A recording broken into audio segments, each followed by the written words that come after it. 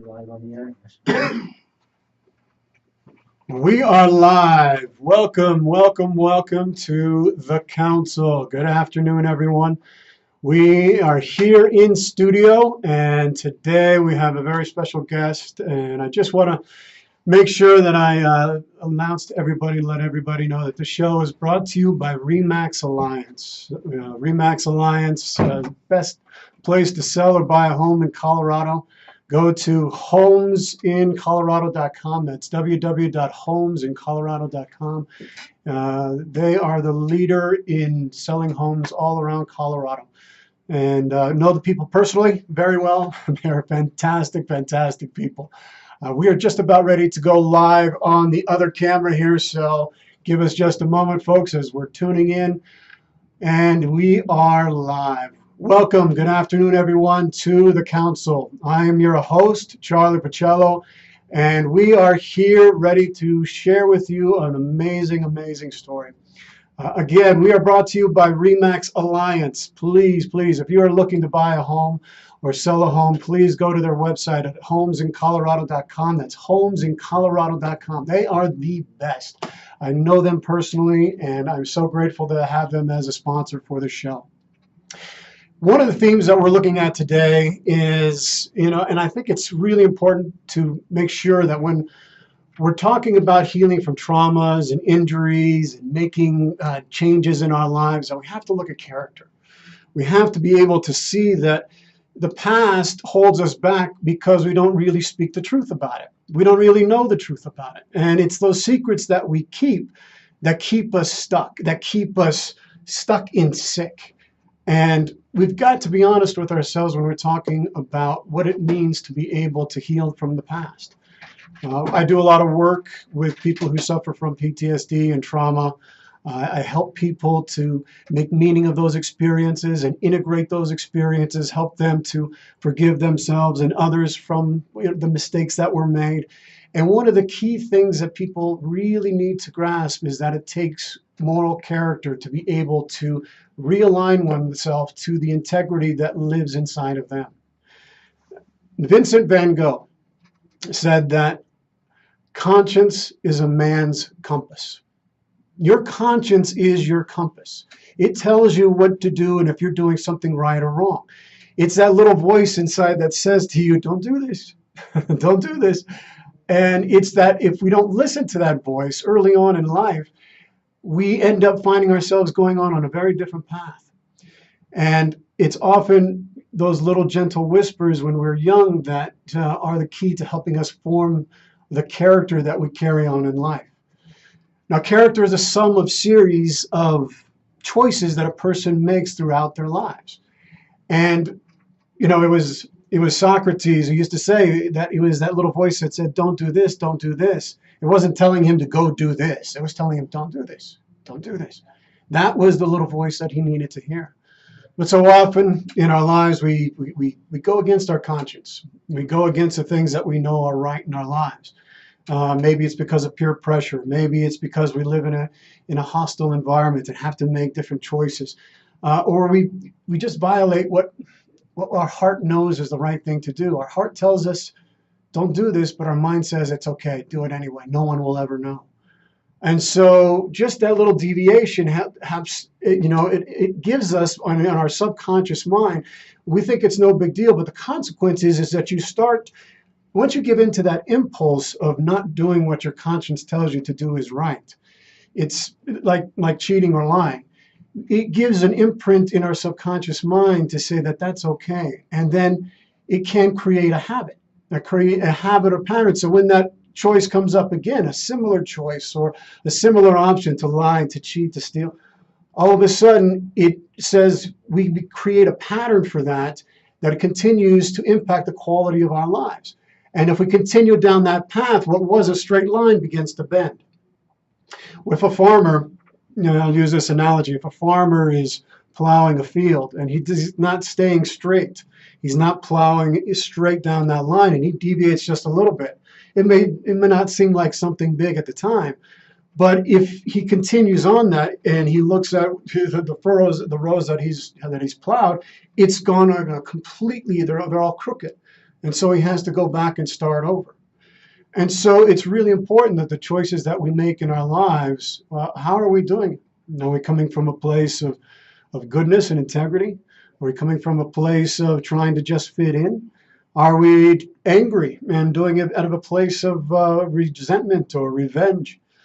And if we don't say the truth, if we don't speak the truth about our experiences and own up to the mistakes that we make, we can become fragments of who we could have been. Now, when I was a young kid, I remember this one time that I was in the bus and I was being pressured by one of the guys that was in the back of the bus to hit this guy in the nose. And I fell into that, being caught up in that moment. And I punched this guy who didn't deserve it. And he lived right next door to me. And I felt so guilty and horrible. There was blood on the bus, and I remember going home and just feeling such like, why did I do that? And it was my parents, my dad, who said, you go over there and you go apologize to him and you go do the right thing. And I remember walking over to his house and just standing in front of him and seeing his mom and himself and just apologizing for hitting him. And it was one of the best lessons that I ever learned. When I got home, I was like my dad was saying, you got to stand up for people. You got to stand up for those who are being bullied. You don't become one of the bullies. You got to stand up for what you believe in. And it's in those moments that character is formed. It's in those moments that you learn who you want to be and how you want to be. Because character isn't what everybody sees, like what you're seeing right now watching. It's what I do when nobody else is watching. H. Jackson Brown writes, our character is what we do when we think no one else is looking. What are you doing when nobody's looking? Are you doing things that you wouldn't want anybody else to see? Are you doing things that you might be embarrassed about? So you've got to be able to align up to those things, because the truth of your character is expressed in your actions. It's not about what you say. Emerson has a fantastic example of this, Ralph Waldo Emerson. He says, what you do speaks so loud, I cannot hear what you say. So you could say on one end that I'm doing this is the kind of person I am, but if your actions don't match what you're saying, you really got to look and examine yourself. You've got to be honest with yourself. And that's really, really hard sometimes, because we want to be better people. But if our actions don't match our words, we're not quite there yet. And the values that you hold dear is going to be expressed in the people you hang around with. All right, they're mere reflections of you. We could tell a lot about a person about the company they keep. There was a time when I was in the service where I lost my moral compass. I didn't like the work that I was doing. I suffered from moral injury. We've talked about this on the show. And my company that I started to hang out with, because I didn't think that there was any point to living a moral life anymore because of the work that I was doing. And I found myself hanging around a lot of dangerous people. And I was like, what am I doing here? But there was a reflection of me and what was going on the inside. And to realign yourself to that moral compass takes a lot of work, but it takes a lot of self-honesty, a lot of digging deep. But you can do it. And you want to know about another person, look at the company they keep. Are those people that you can trust? Are those people that you can rely on, depend on? Are they trustworthy? It's in those examples that you see in your life. Who are the role models in your life? What role models are helping you to get yourself out of a predicament that maybe you need to find people who you can emulate? Pick good role models that have high quality character, that can show you how to live in integrity. We live in a world that seems to be absent. We've lost our ability to see what quality character is in a person. We don't know. We're desperate for it. But it starts in you. You've got to be able to find it in yourself. Our character is who we really are. It's not what the world may think of us. It's not what other people think of us. It's who we really are. Character is ethical and moral strength. And people of good character have moral awareness and the strength to know the good, to do the good, to love the good. And those who cultivate it, I mean, what are the quality and characteristics of someone who has it? If you have good character, do you know what happens? You attract people's trust and respect. Good character allows you to influence others in a positive way. It changes how you respond to failure. You begin to look at failure not as something that will imprison you or it takes you out of the victim mentality, and it turns it into, what can I learn from this? How can I grow from this? It's in our failures that we really grow. It's in our failures that we learn the most. It's not in our successes. Good character sustains you through difficult times or opposition. And we're going to talk with the gentleman right here and how the difficult challenges that he had. And he was able, through his character, to be able to get himself out of a very challenging situation and to create an amazing life for himself. Good character improves your self-esteem, the quality of your life, your self-respect. And it's doing it every day. It helps to create the foundation for healthy relationships. If you're having difficulties in relationships and trust and being able to be honest and true to your, you've got to tap into that, the character that's in your heart, that's in your soul. It helps you to stay committed to your values and goals. It helps you to be the person you want to be. And then it improves your chances of success in work and all your endeavors. What are some of these qualities that we're looking for? Now, these are the cardinal virtues. They're absolutely, this comes from Aristotle, who was talking about the excellence in the soul. Excellence in the soul is something that we do over and over again. That's how it becomes habit. It's temperance, being able to look at things with moderation. It's courage, having the courage to dig deep inside and to speak your truth and to live it. And to be able to admit when you've made a mistake and to make those apologies if you need to make them, and to make those amends and to correct your course, to find that vector in your life so that you're in alignment with that. It's prudence, it's prudence, wisdom, intellect, being open-minded, learning, absorbing, listening to other people, hearing their stories. It's justice. It's being fair. It's knowing what justice really is and knowing how to approach life in a way that respects all life and is fair to everyone. It's self-honesty. It's control. It's responsibility. It's respect. So these are the qualities that you need to cultivate in order to achieve good character. And so you got to ask yourself, am I living that? And if I'm not, what areas how can I improve on that? What areas do I need to look at and to become a better man or woman and be a man or woman of good character? So think about that as we go into this conversation that I'm going to have with my guest here. And I just want to point out that we have viewers and listeners that are tuning in from Spain, Indonesia, Athens, Barcelona, Bolivia, Germany, Brazil, Finland. Thank you so much for tuning in. Thank you for listening and making this show possible. We couldn't do it without you. We are broadcasting from KUHSdenver.com. That's KUHSdenver.com.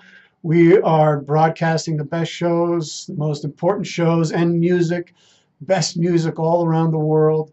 The show couldn't be possible without the wonderful people here at KUHS Denver. One of the things that we have in America is we have some problems too. And in Chicago, there's been a crisis that's been going on for some time. And this problems with the gang-related violence and the murders that have been going on for decades. We have left and neglected a certain segment of the population, and they are crying out for help. They're crying out for resources. They're crying out for solutions to problems that they have. And the urban areas have been plagued. So, I mean, what's really going on? And how can we help people to see that there's an option, that there's hope in their life for something better? My guest right now, tonight, and I'm so happy to have him here, is his name's T.C. Dortch, a.k.a. Canal Pacino. He was born in Chicago, Illinois. He was born and raised there, and now he's an independent record label owner as well as a songwriter, producer, and director. And I just want to introduce him and welcome him to the show. Thank you. I appreciate you having me here. Well, thank you, TC. I really appreciate you being here. Can you tell the audience here just a little bit about your story, just a little bit about your background and what it was like to grow up on the west side of Chicago? Well, my story starts young. I mean, I'm 41. Mm-hmm. So I started really young. My mother was a single parent. It was me and my brother. A lot of stuff we had to do on our own. She worked 2 jobs and stuff like that. So I started early. I started out early on, running with a gang and different stuff like that. And what I take from where I came from to what I see now, it's a difference. And I'm going to give my personal opinion on how I believe it's got to the way it is. I mean, I've seen a change. I've seen a drastic change, and I've seen it go from when there were order in the gang to what's happening on the streets right now when they removed the power, when they removed the order from the gang. Mm-hmm. I mean, so I can just speak on my personal opinion and what I think is going on and why it's going on, why it's got the way it is, and I'm not sure what I can even think of to control it, to stop it, slow it down, or anything. Right. So. Well, I don't know. It's what's really important about this story on the council. It's not just about hearing about how to recover and heal from PTSD and trauma. It's about sharing people's stories who've been able to overcome extreme circumstances and have been able to live an incredible life. Yeah. And that your life is not dependent upon the circumstances that you were born in. Mm-hmm. That you can find a way out, even if the cards that were handed to you were not not the best hand. Yeah. And so that's part of the things that when we're talking about and sharing other stories is to inspire, Yeah. is to give people hope. And I want to piggyback off there for a second. Mm-hmm. I don't want to make it like as if I just found my way out, or I just click, let me do this, let me do it wasn't that way. I had someone who reached for me. Yeah. I had someone who reached for me and showed me a better way. Mm-hmm. I had someone who reached for me, and I always had someone in my ear. So that speaks volume on those of us that are positive, those of us that don't have to live that way. If you know one person, if you can speak to one person, Mm-hmm. and you can tell that one person one positive thing that can help him in the future, I mean, it's worth it, because you never know what that person's going to take out of that. Mm-hmm. And I had someone in my ear, I had someone speak to me, and a lot of these youth right now don't know. The reason why I can speak from both sides, and I'm qualified to speak from both sides, is because I lived that side. Mm-hmm. I was that young kid on the streets running with a gang, and at one point didn't know left from right. I went as I saw. Mm-hmm. So if I didn't have that one person to stay in my ear, to pull me out of my situation and guide me in a different direction, Mm-hmm. I can be in prison or dead right now. So, I believe I'm qualified to speak from that side of the fence because I lived both sides. And that's what I think is so important for people to be able to understand and listen, is that not only was TC on both sides, but he did have someone who reached out to him to help. And it is those father figures that unfortunately are absent in the culture that, actually teach boys how to become men, how to be able to handle authority, how to be able to handle a situation where racism might be involved, how to be able to handle a situation when somebody comes at you with a gun or comes at you with some kind of violence. Mm-hmm. Now, you grew up in that culture. A lot of the research when I was doing the show showed that, a lot of those gangs, they started out as political organizations. Actually, in 1967, the Blackstones received $1 million grant for a teaching fund.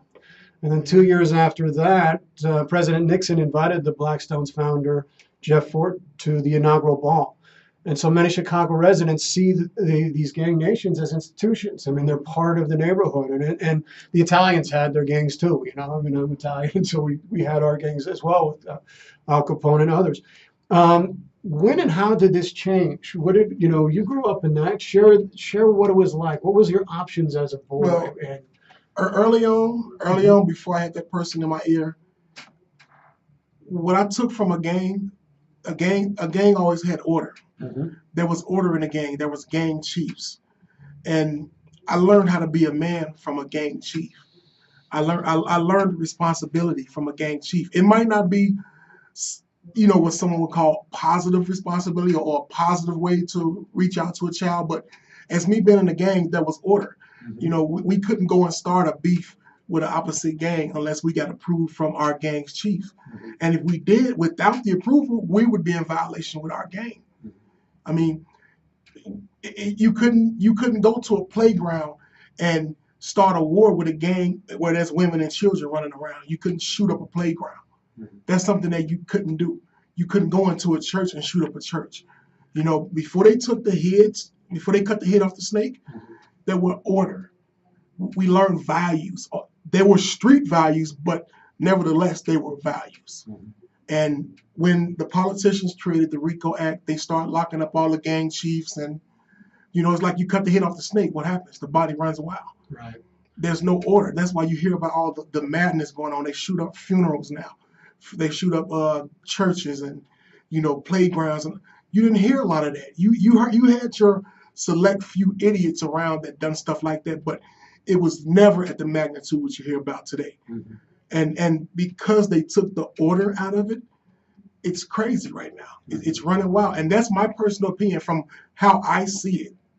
I mean, I lived that side to where there were order. I mean, we would be in beef with another gang, and the gang chiefs would hang out together. Right. I mean, but there were order. I mean, so it's from what's going on now to where when I was in it, it's madness. Well, for the audience who's listening in who doesn't know what TC is talking about, is back in the 80s and 90s, there was a lot of structure in the different gangs. They had a lot of hierarchy. It was almost like a chain of command, a corporation kind of a thing. It's built kind of like the military. Yeah. You had your governors. I mean, you had rank. You had elites. You had 5-star elite, 3-star elites, 2-star generals. I mean, it was built just like the military. And the big thing about it was the way the system is designed. When our dads are being locked up and put in prison, you're automatically hit with a strike. There's an X on you. So when you come out of prison, you watch that person try to do as much as he can to be positive, to get a job. But because he has that X against him, he can't get a job. He can only do so much to feed his family to where he got to go right back to the streets and survive. You go into survival mode, and as far as the game, what we learned from that, we learned how to survive. We learned how to adjust. From our point of view, we're making it easier on our single parent if we can go out and get it as well. And there's a lot of families that have single parents out there. Yeah, I mean, it's a whole lot. It's a bunch. And so when you're in a situation like that where it's economic deprivation, there's not a lot of resources to help guide young men to finding a job, doing something that is, it feeds their soul in a healthy way, and you've got put food on the table. Yeah. That seems like one of the options, or the only option that you really have to survive. Right. See, the problem, and I have a problem, just like a lot of people have a problem when you have certain people trying to speak on this topic that's not qualified to speak on this topic. I lived it. I know what it's like to be that kid. So even me right now today, I can't go and look at one of them kids in the face and say, hey, you can do better. You can go get a job. I can't tell him something that he don't know. When you don't know, and this is the only thing you know, the only thing you've been taught from a very young kid is survival. You have to survive. When that's all you know, you gotta survive. You can't take a day off. There's no one day, oh, I'm gonna just sit back and chill today, and I'm not gonna go out and hustle, and I'm not gonna go out and eat. When we get done today, we're going to get lunch, right? That's right. We gotta eat. And it's the same thing for that kid that don't know. He don't have that person in his ear that I eventually got. Yeah. I had my uncle to come in and play a role. What was the environment when you were growing up as a kid? You're talking about that before you had your uncle that came in and stepped in. Yes. What was it? I mean, were people pressuring you to survive? I mean, what was your day-to-day thing that led you to? It wasn't pressure to survive. The pressure was watching other people survive and you struggle. So it wasn't one person or anyone pressuring you to join a gang. The pressure was watching your mother struggle working 16-hour days at work, barely been able to feed you, trying to get around bills and all kind of stuff. You and your brother at home all day, and you're watching the guy across the street sell drugs and hang out with a gang. He's wearing new shoes. He's wearing this. My mother couldn't afford that. I wanted that. You know what I mean? So the pressure wasn't from anyone saying, "Hey, come join this gang." My pressure was, man, I want the new felines. Yeah. I want the new, pullover jacket. I want to wear what he's wearing. You know what I mean? My mom's struggling. I want to help her in some kind of, if I can help her by getting my own clothes and even better clothes, which benefits me, I'm helping out the house. And coming from that side, that's what you see. I mean, so you can't down a guy who don't know. When you don't have anyone in your ear to guide you, and it's easy to tell someone, hey, why don't you go do this? Well, no, you need to hold this guy's hand and take him there. I had someone hold my hand and take me there. And that's how I was able to get out of my situation. Now, can you tell us some of the experiences you had before you got out? You said when you were 15 that you had your kneecaps. Yeah, my mom moved us to Las Vegas. I was jumped on by a gang. I was beat by 8 guys with chains and crowbars. I had both my kneecaps broken. I went through a process where I had a cast on both legs from the top of my thighs to the tip of my toes. When I had my kneecaps broken, I was like 5'9", 5'10". When I stood up for the first time, I was 6'3", because I was a little bow-legged. The cast straightened out my legs, and I had to learn how to walk all over again. The Forrest Gump braces, I wore those braces. I had those braces. I went through probably 2 or 3 years of rehab. I graduated from Proviso West, and I never stepped a foot in Proviso West. When I came back to Chicago and I ended up back in the suburbs, I was registered at Proviso West, but I had a home tutor come to my home and tutor me. I never stepped foot in Proviso West, and I have a diploma from Proviso West. Wow. But because of my leg situation and having to learn how to walk all over again and go through that process, I was home tutored. So, well, did you? Because gangs, and that must have been very traumatic to be able to have both of those, being beaten up and being having your kneecaps, and then that's just the consequences of the life. Yeah. So that's the consequences of having no other options and choices, and being able to have to survive. I mean, these are getting it from a completely different perspective. Yeah. The gangs are very much like you talked about, is like the military. I mean, they were structured, they were organized, they had the stratification of a military command, and it helps for, young men need to go through these rites of passages for boys to become men. We don't, once we're cut off from the umbilical cord, we are disconnected from the generative function of life. We aren't, women, they give life, they give birth, and so they're connected to it constantly. And with men, or with boys, we have to learn that. We have to learn that through our fathers. We learn that through connecting to something bigger than ourselves. And the military and gangs give that sense of something bigger than ourselves. Yeah. Joining, belonging. It gives us a sense of significance. It gives us a sense of being a part of something larger.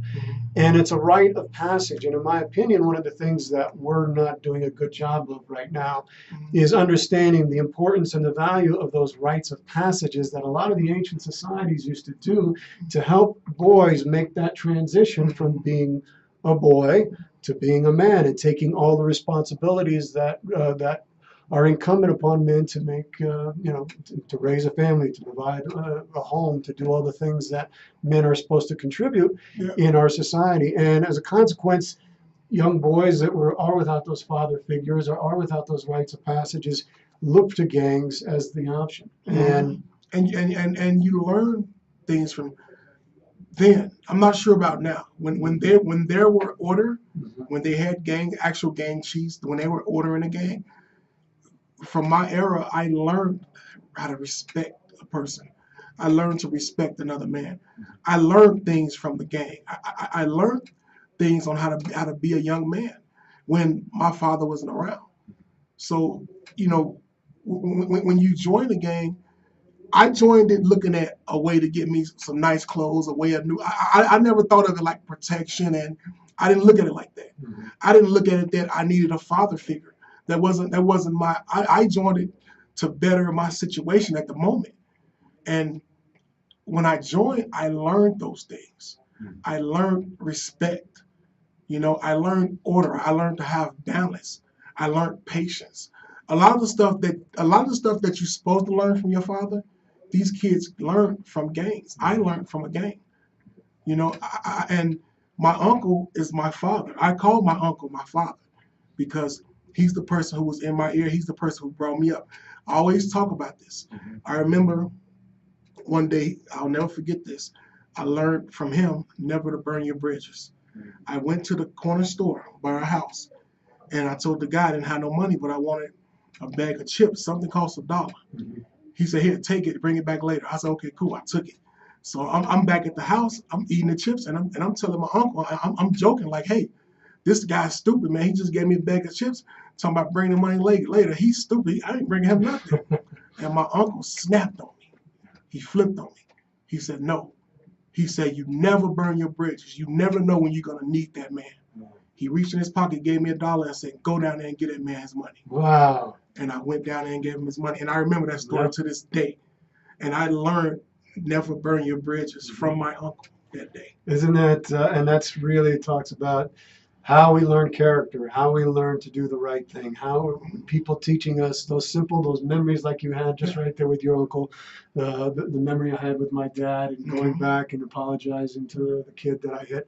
Those are those moments where your character is formed, where you're put to the fire and you're made to decide and made to choose. What do? I do the right thing or do I do the wrong thing? Mhm. And you've got to be able to do the right thing in every moment, even if it's a very difficult decision, even if you have to really face it like, oh my gosh, I did something bad. It is better to face the truth and to do the right thing because it may cause you a little bit of acute pain in the moment, but in the long run, you're going to be a better man for it. You're going to be a better woman for it. You're going to be a better person for it. Yeah, and that's a prime example of if I didn't have that person Mhm. in my life to show me a different direction, I could be dead or in jail right now. I owe my uncle my life for playing the father figure that my father didn't play. He took me in and he took on a role as my dad. That's why in my eyes, he's my dad. I call he's my uncle, my aunt's my aunt, but that's my mom and my dad. My cousins, Bam and Robin, those are my brothers and sisters. They're cousins, but my eyes, that's my brother and my sister. Now, I mean, so how did your uncle approach you? What was it? Because he knew. I mean, must well, have been a I point. used to always go to their house. Like I'll go out there on the weekends, and I always want to go out there because, to me, in my eyes as a kid, I used to think my cousin was rich. That's what I thought Yeah. because you had a mom and a dad in the house. He had all the Flyers toys and all that, and all the stuff I wanted. I'm like, so I used to love to go out there, and I always tried to get out there. But once I finally started getting out there more, I start picking up the values more. I wasn't going out there for that. I wasn't going out there to have a father figure. I was going out there because I saw, man, I want to play with some of the Flyers toys too. I want this. And what I got from it happened. It wasn't planned. It happened the way it should have happened. It happened the way it should have happened if my father was in my mother's life the way he should have been. If I would have had a father figure, all the way through to kind of show me these points, and it would have been, it could have been changed. I feel like that could have changed, issues with me, issues with my brother, but it's water under the bridge. Did your father leave early? Did you ever know your father? Yeah, I know him. He was in and out. Oh, he was in and out. He was in and out, Oh, okay. but he wasn't there. Mhm. I mean, it's a difference. I mean, I don't have any values that I can say I learned from him. Now I'm gonna give him credit. Mhm. He's my father. I Yeah. gotta give him credit. And what I did learn from him is how I will not do my kids, what I would not do to my kids. That's what I did learn from him. I love him because he's my father. I love him because my mother loved him, but as far as it goes with learning how to be a father, I learned I take a lot of values that I learned from him. Like my father had a lot of kids all over Chicago. I got a lot of half brothers and sisters that I don't even know. Mhm. And I always took pride in saying that. That's one thing I learned as an early age, I'm always going to wear protection. I don't want to become that statistic. I don't want to be that guy with kids all over the city like my dad. And now I have 2 kids by my wife. That's it. That's so amazing. I mean, so to I get, have that character within yourself, to be able to say, no, I'm going to use this as a lesson on how to become a better man, and how to become a better father, and how the person that I want to be, rather than using it as an excuse to be just the same thing. Because a lot of times we say, I don't want to be like my father, I don't want to be like my dad was. But you're creating a situation where you're the thing that you're defending against and don't want to be, you end up being. Yeah. But it's because you've got to make that choice and say, I'm going to use this as and not diminish and not say I don't love the man. Yeah. I appreciate the lessons that he taught me, and I'm going to use it for good. Yeah, You're going to use it for good. You turn a negative into a positive. Amen to that. We are, just a quick announcement, we are broadcasting from KUHSdenver.com. That's KUHSdenver.com, broadcasting the best shows, the most important conversations, and the greatest music around the world, from Colorado to all throughout the nation and all around the world. We are just being heard from just people listening in from Asia and Africa, and all over Europe and the Middle East, and of course America. I just want to thank all of you for tuning in and listening and making this show possible. So, continuing on, TC, there's getting back to a little bit of what's going on in Chicago with the news. Why do you think that it's making such national news right now? Well, the reason why it's making national news, a lot of people outside of the city, they say, oh man, this what's been going on in Chicago the last 3 or 4 years are terrible. It's been so many killings and murders. You're here one weekend where, 30 people shot and 12 dead. And the thing is, this has been going on for over a decade. This didn't happen 3 or 4 years ago. The reason why it's being highlighted now, and also, again, my personal opinion, is because it's spilling over into their backyards, the politicians. It's happening. It's starting to affect their bottom line. When a person gets shot in the head in broad daylight downtown Chicago, that's a problem, because now it's affecting the tourists, people that's trying to come in. It's affecting their bottom line. Whenever it starts affecting their money, now it's time to do something about it. Now the media outlets is going to start airing it. So people think that this stuff just started, just got out of hand 3 or 4 years ago. It's been like that for over a decade. This is nothing that just started. Anybody that's in Chicago that lived there will tell you it's been going on. This stuff been happening. It's been 30 people shot in a day. One 4th of July weekend, 60 shot, 15 dead. This ain't just started. And it's a but because it's affecting their bottom line and it's not just contained in the urban areas anymore, now they want to do something about it. Now let's go to the prison. Let's try to talk to the people we locked up and see if we can get help. It's too late for that. It's too late. And you got all these kids that, these people that's going around doing the shooting are kids. I mean, when I go to Chicago, I don't fear the people my age. I'm fearful for that 14-year-old that may run up and want to do something, because them dudes will shoot you dead without a regret. And it's happening every day. And it goes to what I'm saying about guidance, about, when there was order. Yeah. When there was order in gangs, it was different than what it is today. Well, it's, for people who don't know, there are times when I think there's been statistics of what's going on in Chicago. In 1 year, there was more murders, there was more deaths in the city of Chicago than there were in our wars in Iraq and Afghanistan. Combined. Yeah. Combined. No. It wasn't just, no. I want to adjust that. Yeah. It wasn't the city of Chicago, just in Inglewood. Oh, just wow. in Just an in area. Inglewood. Just in an area of They Chicago. compared Inglewood, and they put the stats from Inglewood and compared it to Afghanistan and Iraq, and there was more killing in just Inglewood. Wow. The south side of Chicago, just Inglewood, not including everything on the west side and over east and everywhere else. Just in Inglewood was more killings than Afghanistan and Iraq. Wow. It just seems like without any kind of structure and any kind of guidance and any kind of ability to form that character that helps people to choose between right and wrong, that it allows for these wild bulls or these You know, there was a study with elephants in Africa where they took these wild the male bulls. They had the big bull, and they killed it off, and all the young males were causing all this havoc. Mhm. And they needed to return these older male bulls into to get them young males in order again. And once they did that, the young bulls they started to calm down again. They weren't tearing down the trees. They weren't harassing the female elephants. And it seems like that's one of the things that needs to happen in some way is that there has to be, men of character, men of integrity, men, fatherly men like your uncle who became a father figure for you that is able to come into these places to help give these young boys another option, another way. And I mean, how long do if you wouldn't have gotten out, what motivated you to climb out of that life, and what kept you from going back to that life? Well, I saw value. I saw something that I took from my uncle. Mm-hmm. I saw how my cousins was living, and I saw how important it is to have a male and a female, to have a mother and a father presence. Mm-hmm. I saw the importance of that. I saw when there's two people in a house, the difference it can make in just the kids.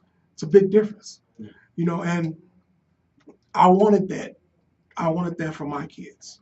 I wanted to have a future. I mean, it was at a point to where, and I have friends in Chicago that would tell you this. I used to say, I never want to live past 30. I used to always say, I don't want to live past 30. 30 is my cutoff. That was my thinking. That was my mentality. In my mind, 30 was old. I don't want to. I don't want to go there.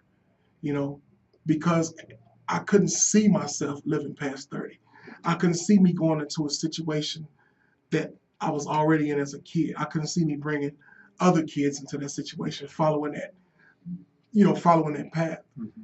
And I mean, just when you have someone in your life that's doing better, that's not just doing it but showing you in the process. I mean, he used to take me and my cousin to work with him on the weekends. He's an electrician, hanging awnings, doing electrical stuff. Every weekend he took us to work with him most of the time. Mm-hmm. And I learned from that. His work ethics, that was extra work. That wasn't his. I mean, I learned the value of being a hard worker. I learned the value of being a man, the value of being able to say, "Hey, this is me. I'm gonna give you my best, whether it's good or not." I learned that from my uncle. And if these kids don't have no one to show them that, to guide them, Mm-hmm. or to hold their hand through certain situations, they don't know. That's why it's so vital for people like me, people like yourself, Mm-hmm.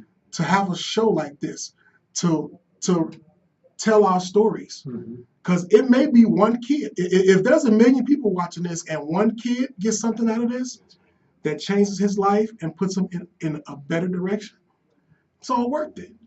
And if a bunch of people can come up and just take one person by the hand and say, "Hey, do it this way," Mm-hmm. it makes everything better. Oh, Someone done it for me. Because I can tell you now, the path I was on, I would be dead or in jail if it wasn't for my uncle.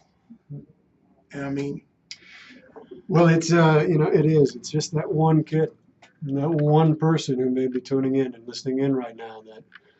Something that you say, TC, something that we say could be the thing, the seed that needs to be planted in his heart and in his mind. Like he says, you know what, I can do this. and can I say something else real quick? Yeah, Added to that. absolutely. Sure. I want everyone out there that's watching this, that's listening to this, to understand. I'm qualified to speak from both sides of the fence because I was that little kid. And I'm going to tell you how that kid's thinking that don't have anyone guiding him right now. He's in survival mode. Just like you watching this, you're going to probably go have lunch after this. You're going to go eat. Well, this kid has no option. This kid has no way out to go and do that. He has to survive. So before we go and start pointing fingers and say, how are these kids doing this in this urban neighborhood over here, over there, why are you doing this? I need everyone to understand these kids are in survival mode. They don't know where their next meal is going to come from. If you don't know, you don't do. How It's like me telling you right now, I need you to go out there and fly that airplane. Mhm. Have you ever flew a plane? Anyone ever showed you how to fly that plane? Well, actually, because I went to the Air Force Academy, I did learn how to fly a plane. But you know what I'm saying, though. Person has to have a yes. But you know You're what I'm right, saying? I If do. you don't know, Yeah. I mean, if this kid is out there and you're expecting him to better his situation, show him. Take his hand. Guide him. Don't just tell him, here's a book, read this book, here's the tools, go out there and get it. It don't work that way. Because in 30 minutes, it's time to eat again. And he's worried about how he's going to eat that next meal. You know what I mean? And his and that single parent is at work working 12 to 14-hour shifts, 16-hour shifts to keep the lights on and the roof over their head. So it's like, you know, a lot of people starts talking on these topics and they're not qualified to even comment on it because they don't know what it's like to be on that side of the fence. I lived it. Yes. I was that little boy. You know, I went through from broken kneecaps to a massive heart attack, a stroke, multiple heart surgeries. I have a defibrillator in my chest. My heart muscles pumping at 25%, and I'm still here today. I've survived things that most people would have died. I survived multiple things. Most people would have died by the grace of God. And if I didn't have that guidance, I wouldn't be here. Amazing story. Brings a tear to my eye when we're talking, as we've been talking. You're listening to this on KUHSdenver.com. That's KUHSdenver.com. We are sponsored by RE/MAX Alliance. Please go to, if you live in Colorado, go to their website at www.homesincolorado.com. That's homesincolorado.com. If you want to sell or buy a home, use RE/MAX Alliance. I want to, I can't believe we're almost done with the show here. We've got about 10 minutes left, TC. And I want to talk about what you've been doing now. I mean, you are giving back to the community. Your daughter's giving back to the community. Yeah. You're an independent record label owner. You're a songwriter. You're a director. I mean, you've completely turned around. I mean, the cards that you were given, you've completely shifted it into in a whole different direction. And can you just talk about, you know, a little bit about the work? I'm going to try to show your daughter's video here for just a little bit. Okay. About the music that you compose and yeah, I mean, I've been writing music for over 25 years. I've only been producing for maybe 8 years. I mean, I'm and 8 years a producer. That I'm a rookie in the game, so I mean, I'm still new. My daughter, she's a singer. She's been singing since she was 2. Vocal coach since 6. She has 2 vocal coaches right now. She sees both different days every week. And I mean, she's an amazing singer. She's a 14-year-old vocalist. She does opera. I mean, she does it all. She's I mean, long story short, she's amazing. And I'm saying that from a producer's point of view. I'm not saying that as a father. I'm going to say she's amazing because she's my daughter, but I've been doing music so long and I've done so many projects with different artists that went so far. I'm not going to just waste money and waste time on someone I don't think that wants it or have the talented abilities to do it. And my daughter is the reason why I'm doing it. I didn't push her to do it. She's pushing me because of what I watch what she does. I watch everything she's doing with the music, and I jumped in and I said, I want to help you. So everything you see is her. I mean, I'm helping her write songs. Everything is her. I mean, it's all her, and she basically gave me a lifeline back into the music. That's amazing. So everything that I know and all of my experience, I'm sharing with her, and I'm guiding her, and I'm letting her do her thing. That's so good. Henry, is there a way we could play on the song real quick? You tune in over here. This is TC's daughter. This is Ayana, and this is their upcoming song, Savannah, featuring Savannah Bears. Yep. She's amazing. Savannah's amazing. Boy Crazy is the title of the song. Boy Crazy is the title of the song. And you have over 224,000 views on this song. It's close to, I think it's 250, almost 2.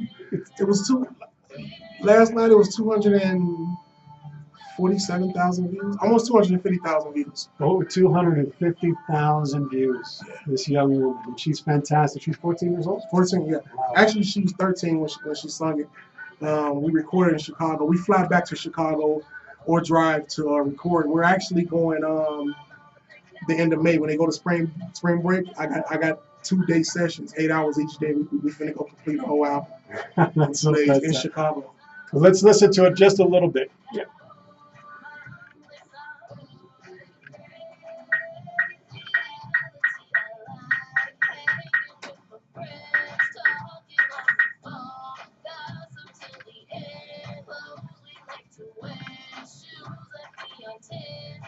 That's so great.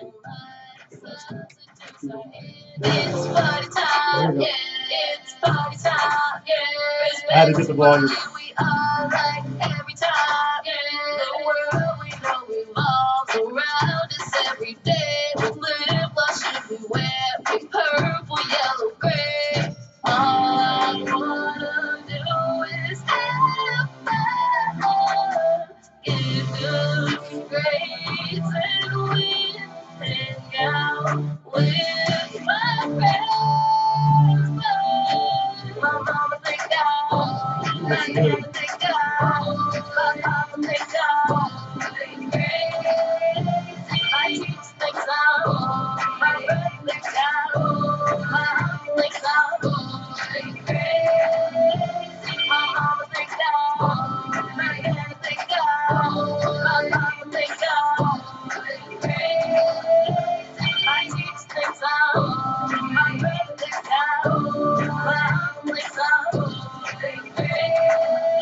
Reality, I like studying with my friends, reading in the class. Chapter 1 begins, history's always fun, algebra for the win, writing on little notes and pass them to my friends. It's party time, yeah, it's party time, yeah. Expect to believe we are like every time, yeah. My English paper done, my pen and chip on fleek, my science is real, my GPS speaks. All I wanna do is have fun, get good grades and win, hang out with my friends. My mama thank God, my daddy thank God, my papa thank God. Crazy, my teachers thank God, my brother thank God, my uncle thank God. Crazy, my mama thank God, my daddy thank God, my papa thank God. Crazy, my teachers thank God, my brother thank God, my uncle thank God. Crazy, boy, boy, boy, crazy, boy, boy, boy, crazy. That is, what's her name again? Ayana. Ayana. Boy Crazy. Ayana Boy Crazy. You can look at her up and subscribe to her channel. Yeah, Right? subscribe to this Stony Canal channel. We're wrapping up her second single, Savannah, featuring Savannah Barrage. We're wrapping up that video shoot right now, and all subscribers will be the first one to get that video once we finish editing and release it. And could you tell a little story real quick, because we've only got about 3 minutes left, just about the Savannah story. Savannah's amazing. She's a dancer from Colorado. Mhm. She danced at a dance school in Thornton called Artistic Fusion. Jen's amazing. She owns it. Her car was hit head on. I believe it was a drunk driver. Her family car was hit leaving a dance recital when she was 9, and she's paralyzed from the neck down. And finding out her story, it touched me because of my story. It's similar with, the broken kneecaps, learning how to walk all over again. And when it happened to me at 15, as a 15-year-old boy, I always said, why? Why did this happen to me? And as a 9-year-old girl, she never uttered the words why. She always been encouraging, positives. And she talks to other kids and uplift them. So I wanted to meet with her and her mom at the school and kind of ask them, is it okay to record her voice? Tell me some of the positive words you say to the other kids. Mhm. So I recorded her saying, be kind, be positive, be awesome. And I took those words. I wrote the chorus and the complete song around those words. I produced the track. I have her voice on the hook of the song saying those words. And the song is Savannah featuring Savannah Barish. And she's in the music video, everything. And I mean, it's such an positive, uplifting song. Someone in the world needs to hear that song. Yeah. And the concept of it is, you can be Savannah. I can be Savannah. We all could be Savannah. Let's be positive.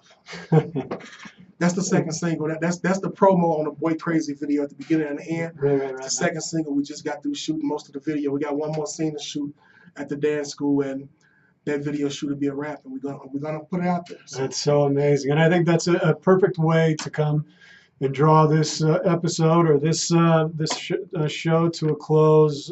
Be kind, be strong.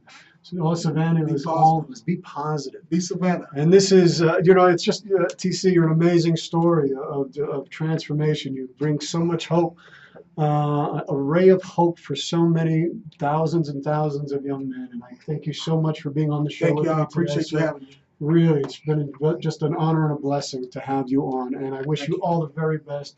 Thank And you. your daughter, I think she's amazing. I think she's going to take off. Thank you. So- I appreciate it.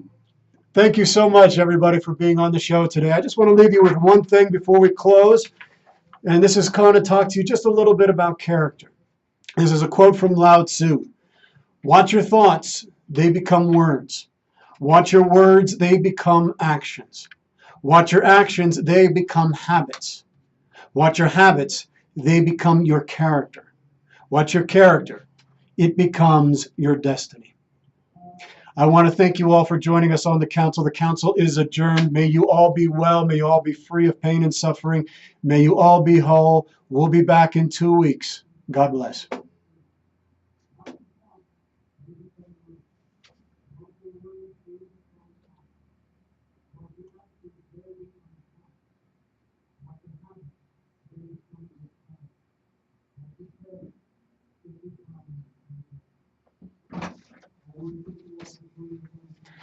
Your camera's still going.